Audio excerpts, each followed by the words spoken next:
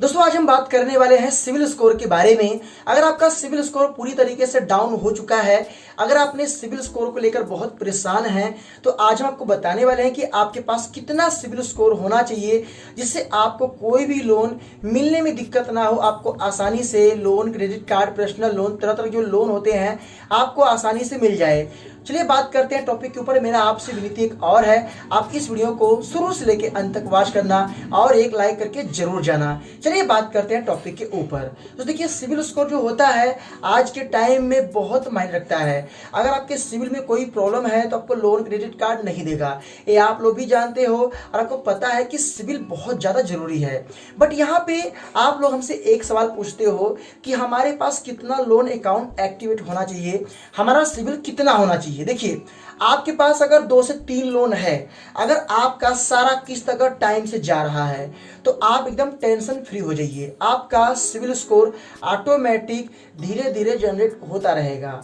अगर आपका लोन 7 है, 8 है, 10 है या 5 से ऊपर है तो ज़्यादा लोन होने की वजह से आपका जो सिविल स्कोर है वो जल्दी इंक्रीज नहीं होगा। कहने का मतलब है कि सिविल स्कोर आपके इनकम बेस से, आपका इनकम मान लो अगर एनुअल जो है आपका साल का करीबन 1.5 लाख रुपए है, आप 1.5 लाख रुपया साल कमाते हो और आपने 3 से 4 लाख का रुपया लोन ले लिया, तो 3 से 4 लाख आपका लोन है। अब एक लोन है तो एक लोन अगर आपने 4 से 5 साल के लिए करवा दिया तो उसमें दिक्कत नहीं है। अगर आपने 3 से 4 लाख का लोन अगर आपने 4 से 5 जगह से करवा लिया है तो इसमें क्या होता है कि ऑटोमेटिक वो फैच कर लेगा कि आपकी इनकम इतनी है, आप इतना लोन पे कर रहे हो तो वो मैचिंग नहीं खाएगा। देखिए इनकम प्रूफ और आपका जो सिविल स्कोर है दोनों का एक मैचिंग होना चाहिए। कहने का मतलब है अगर आपका सिविल स्कोर अगर 800 है तो अगर आपका लोन जो है करीबन 2 किस्त आपका जा रहा है, इसके 2 लोन है और उसकी 2 किस्त जा रही है तो वो सही है, क्योंकि आपके सिविल स्कोर के हिसाब से, आपके इनकम बेस के हिसाब से वो मैच कर रहा है। अब सिविल स्कोर अगर आपका जो है 800 है और आपने अपने सिविल बेस से मान लो आपका लोन अगर मोबाइल लोन हो गया, कार लोन हो गया, बाइक लोन हो गया, पर्सनल लोन हो गया, क्रेडिट कार्ड में आपने कोई ईएमआई कन्वर्ट कर लिया, ये सब आपका एक प्रकार से लोन में कन्वर्ट हो गया। ये सारा हो जाने के बाद जब आपका ज्यादा लोन आपका हो जाएगा तो धीरे धीरे आपकी जो सिविल है वो डाउन होती जाएगी, तो आपकी इंक्रीज नहीं होगी।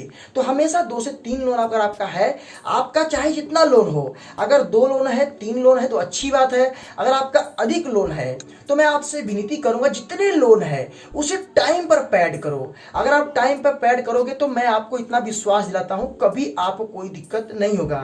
देखिए काफी लोग बोलते हैं कि मेरे सिविल में कोई भी ओवरड्यू नहीं है, मेरा सिविल नहीं बढ़ रहा है, मैं सारे ईएमआई किस्त टाइम पे दे रहा हूं। देखिए ऐसा नहीं होता है, आप टाइम पर किस्त दे रहे हैं, आप टाइम पर ईएमआई दे रहे हैं तो ऐसा नहीं आपका सिविल स्कोर इंक्रीज ही होगा। आप गलती कभी कभी करते हो कि आप क्या करते हो कि आपका सिविल थोड़ा बढ़ गया, थोड़ा सा इनकम आपके पास हो गया, आपने बैंक स्टेटमेंट अगर इकट्ठा कर लिया, आप क्या करते हो, लगते हो लोन और कार्ड अप्लाई करने बैंक से, और डिक्लाइन होता है इंक्वायरी। इंक्वायरी होने से भी आपके सिविल पे इफेक्ट आता है।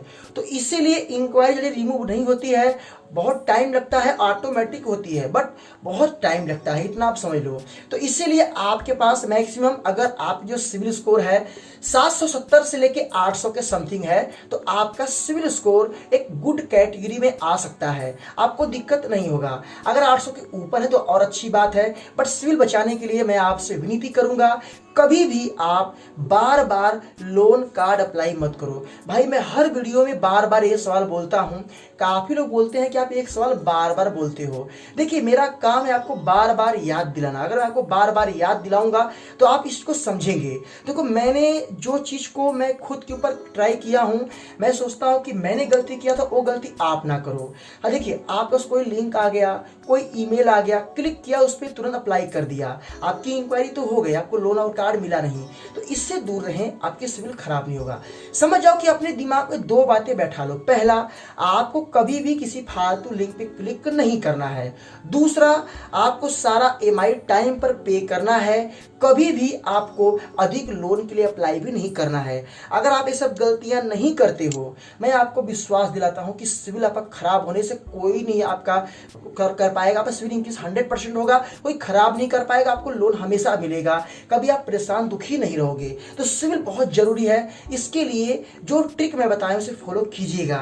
बाकी एक तरीका मैं आपको और बता दूं, अगर आपकी सिविल स्कोर 700 750 है, 720 730 है तो भी दिक्कत नहीं है, वो इंक्रीज होता रहेगा। लोन पैड करते रहो, वो बढ़ता रहेगा। आपने कभी भी लेन देन आप किसी से करोगे तो लेन देन से आपका जो रिकॉर्ड है वो धीरे धीरे मैच करेगा और ऑटोमेटिक उसका ब्यौरा अगर अपडेट होगा तो बढ़ना ही बढ़ना है। अगर आपकी सिविल 6 महीना हो गया, 7 महीना हो गया, 3 मंथ हो गया, 5 मंथ हो गया, नहीं बढ़ रहा है, आप टेंशन मत लो। अपनी किस्त टाइम पर दो, आपका सिविल ऑटोमेटिक इंक्रीज होगा। किसी कंपनी से अगर आप लोन लिए हो, अगर लोन लेके आपने क्लोज करवा दिया, पूरा EMI पैड कर दिया, अगर आपको NOC लेटर नहीं मिला है तो आप NOC लेटर लेना मत भूलना।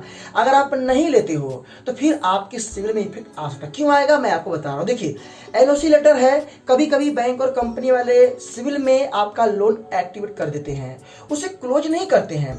अमाउंट तो वहां पे 0 शो करेगा बट वो एक्टिवेट शो करेगा। जब लोन अप्लाई करते हैं तो जब उनका सिस्टम लर्निंग मशीन है, जब वो फैच करता है तो उसे दिखता है कि इतना लोन आपका एक्टिवेट है, उसके बेस पे वहां पे वो डिक्लाइन कर देता है। तो इसीलिए आपका जो लोन है, अगर वो आपको NOC लेटर मिल चुका है तो अगर कोई कंपनी उसे क्लोज नहीं करती है तो RBI के ऑफिशियल ईमेल आईडी पर अपना NOC लेटर सेंड कर दो और वहां पे मेरी बातें लिख दो कि मैं लोन क्लोज किया हूं, मेरा सिविल से इंक्वायरी नहीं जा रहा है।